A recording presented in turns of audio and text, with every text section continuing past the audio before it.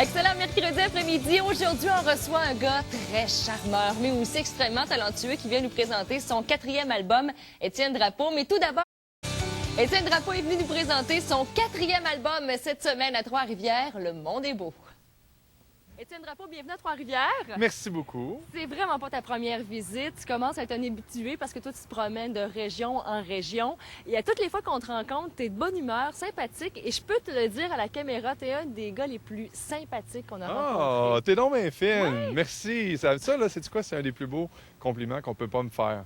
Parce que dans la vie, mettons qu'on est intelligent ou qu'on est beau, qu'on est ci, qu'on est ça, peu importe, ça vient beaucoup de nos parents, notre éducation.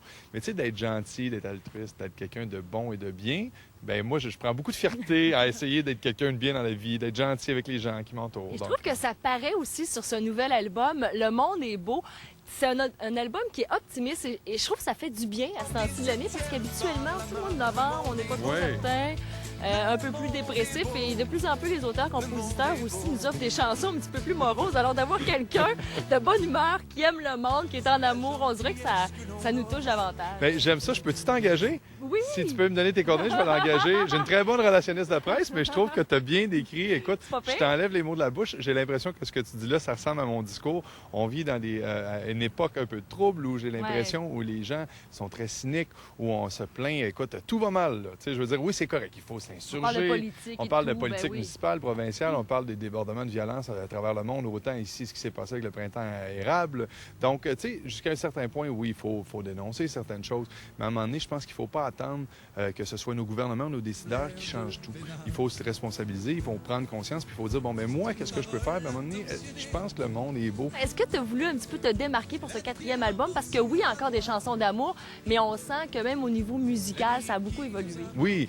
Bien, il y a deux choses là-dedans. Dans le passé, j'avais de la misère à assumer le côté chanson d'amour ou chanteur de charme. J'étais plus jeune, on dirait que je voulais pas être catégorisé chanteur de charme parce que dans l'industrie ou dans le milieu, on dirait que quand tu chantes des chansons d'amour, c'est comme si tu avais une crédibilité qui n'était pas la même que les gens qui touchent à des thèmes, on dirait, pas plus sérieux parce que tu écris plus engagé, etc. Puis j'ai toujours été quelqu'un de très engagé au niveau humain, au niveau social. Même moi, je suis quelqu'un de très politisé, sauf que publiquement, je m'étais jamais permis de le faire. J'ai eu 4 ou 5 numéros 1 radio. J'ai été très connu avec mes chansons d'amour. Ça, elles resteront toujours. Ça fait partie de mon ADN. J'aime l'amour. Je suis amoureux de l'amour. Je dis, j'aime les femmes. Quand j'aime une femme, j'en aime juste une. Oui, c'est bon de le préciser. Oui, c'est bon de le préciser quand même. Tu sais, je veux pas rester célibataire le reste de ma vie.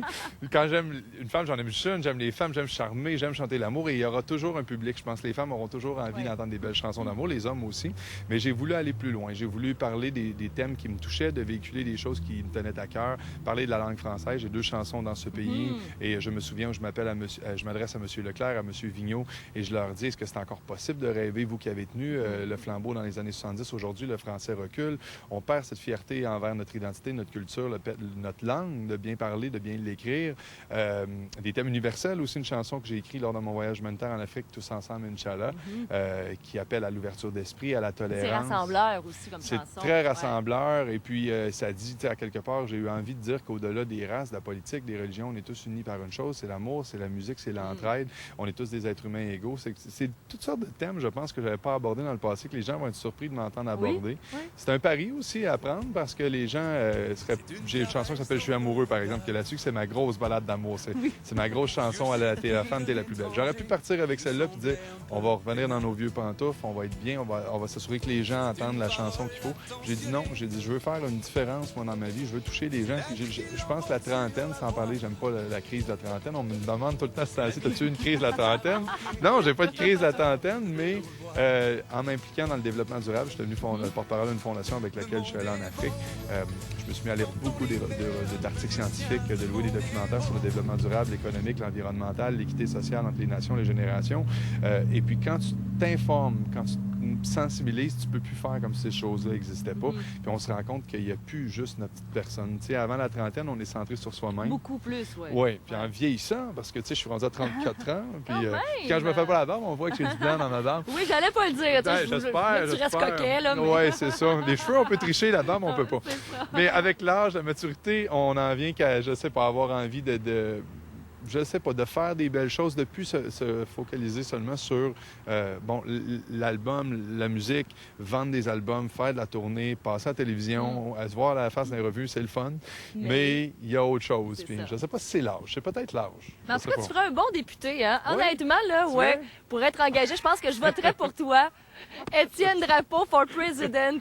Oui. Mais d'ici là, il y a quand même il paraît qu'il quatrième cherche un album. nouveau maire à Laval. Ouais. Je reste à Laval, peut-être. Ça s'en vient. Ah, je sais qu'à Montréal, la place est déjà libre, en tout cas. Oui, c'est fait, ça, c'est ça. fait, si ça te tente. Alors, quatrième album, les dates de spectacle, c'est à venir, bien sûr. On peut écouter des extraits également sur ton site Internet, vidéo sur YouTube aussi du lancement. Merci beaucoup. C'est toujours un plaisir. Tu reviens nous voir à Trois-Rivières quand tu veux. Plaisir partagé. Merci à toi. Super. Oui, c'est un homme charmant et vraiment un très, très bon album à se procurer justement pour ce mois de novembre un petit peu morose. Ça va mettre de la chaleur et de la couleur dans votre vie. Demain, on se retrouve.